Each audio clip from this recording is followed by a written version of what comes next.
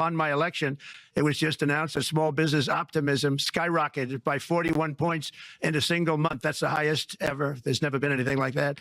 SoftBank has announced between a $100 and $200 billion investment in the U.S. economy because of the election result. And just 2 days ago, Oracle, SoftBank, and OpenAI announced a $500 billion investment in AI infrastructure.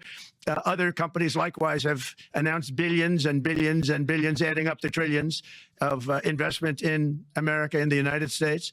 And it's also reported today in the papers that Saudi Arabia will be investing at least $600 billion in America, but I'll be asking the Crown Prince, who's a fantastic guy, to round it out to around $1 trillion. I think they'll do that because we've been very good to them.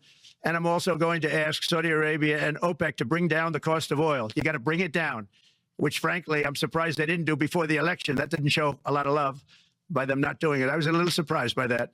If the price came down, the Russia-Ukraine war would end immediately.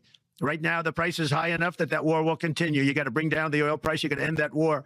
They should have done it long ago. They're very responsible, actually, to a certain extent for what's taking place. Millions of lives are being lost. With oil prices going down, I'll demand that interest rates drop immediately. And likewise, they should be dropping all over the world. Interest rates should follow us.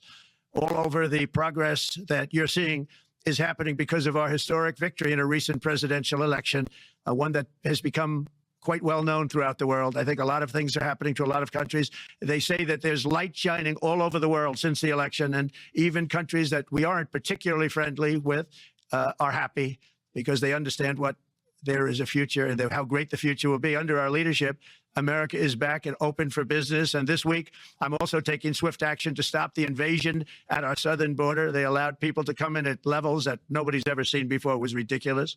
I decided and declared to do, and very, very importantly, a national emergency on our border, immediately halted all entry of illegal